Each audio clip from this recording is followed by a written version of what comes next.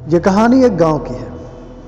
उस गांव में एक साधु एक पेड़ के नीचे बड़ी तल्लीनता के साथ तपस्या किया करता था और उसका अपने भगवान के ऊपर बहुत ही गहरा और अटूट विश्वास था। गांव वाले भी उस साधु की तपस्या देख करके, उसकी तल्लीनता देख करके बहुत ही इज्जत दिया करते थे। एक समय की बात है, उस गांव में अचानक से बहुत जोर की बाढ़ आती है।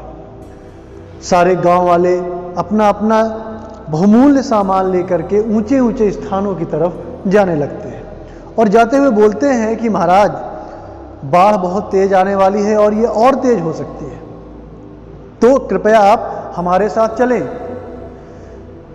साधु महाराज कहते हैं कि नहीं, आप लोग जाइए, क्योंकि मुझे मेरे भगवान पर अटूट विश्वास है और मुझे पता है कि मेरे भगवान मेरी सहायता करने जरूर आएंगे। गांव वाले काफ़ी मिन्नतें करते हैं, लेकिन जब महाराज नहीं मानते तो गांव वाले चले जाते हैं। पानी और तेज बरसता है, बाढ़ और तेज आती है, जल का स्तर और ऊपर उठता है। अचानक से साधु को ऐसा लगता है कि शायद मैं डूब जाऊंगा, तो वो जिस पेड़ के नीचे बैठकर भगवान की तपस्या किया करते थे, वो जाकर के उसी पेड़ की टहनियों में बैठ जाते हैं। अचानक से एक नाव वाला आता है। नाव वाला कहता है, महाराज, बारिश बहुत तेज हो रही है और ये बाढ़ इस पेड़ को उखाड़ ले जाएगी, इस वजह से आप आइए, मेरे साथ इस नाव पर बैठिए, मैं आपको एक सुरक्षित स्थान पर पहुंचा दूं। ये सुनकर भी साधु महाराज थोड़ा सा हठी हो जाते हैं और बोलते हैं कि नहीं, मुझे मेरे भगवान पर पूरा विश्वास है, वो आएंगे और मुझे बचाएंगे। बाढ़ और तेज होती है, जल का स्तर और बढ़ता है और फिर उन्हें थोड़ी देर बाद गड़गड़ाहट की आवाज सुनाई देती है। वो देखते हैं कि एक हेलीकॉप्टर में बचाव दल आता है और महाराज से बोलता है कि महाराज, पानी का वेग बहुत तीव्र है, ये पेड़ ज़्यादा देर तक इसको सहन नहीं कर पाएगा और उखड़ के बह जाएगा, आपकी मृत्यु हो सकती है, आप आइए, इस हेलीकॉप्टर में बैठिए, हम आपको सुरक्षित स्थान तक पहुंचा दें। महाराज कहते हैं, नहीं, मैं नहीं जाने वाला, क्योंकि मुझे पता है, मैं भगवान की इतनी तपस्या करता हूं, तो मुझे पता है कि भगवान मेरी सहायता करने जरूर आएंगे, मैं क्यों चलूं। ये सारी बातें सुनकर हेलीकॉप्टर में जो लोग आए हुए थे, जो बचाव दल के लोग आए थे, वो भी निराश होकर के वापस चले जाते हैं। कुछ समय बाद बाढ़ का जो पानी था उसका वेग और तीव्र होता है और वो पेड़ बह जाता है। जैसे ही वो पेड़ बह जाता है तो जो साधु थे वो उसी पानी में, उसी बाढ़ के पानी में डूबकर मर जाते हैं।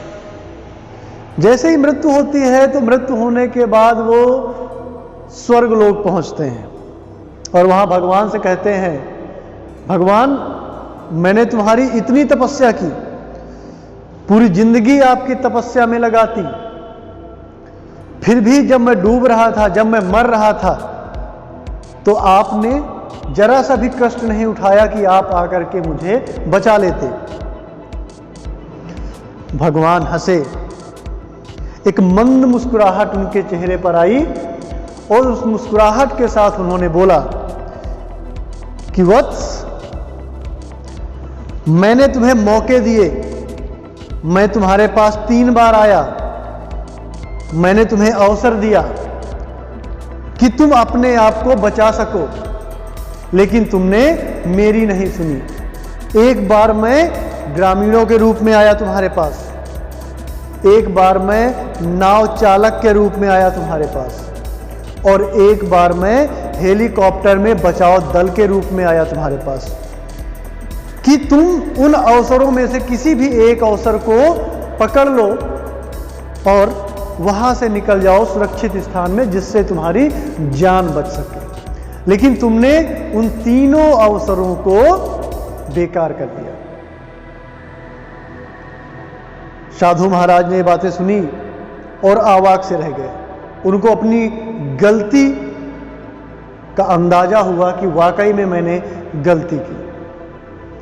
तो दोस्तों, सिर्फ इस कहानी का जो मोटिव है वो सिर्फ इतना है कि हमारी लाइफ में बहुत सारी प्रॉब्लम्स होती हैं और उन प्रॉब्लम्स को पार पाना हमारे अंदर ही एक काबिलियत होती है जिसमें छुपी हुई होती है। और उन प्रॉब्लम्स को जब हम सॉल्व करने की कोशिश करते हैं तो ऐसे बहुत से अवसर आते हैं जब हमको लगता है कि हमको आगे बढ़ना चाहिए, लेकिन हम उन अवसरों को नहीं पकड़ते हैं।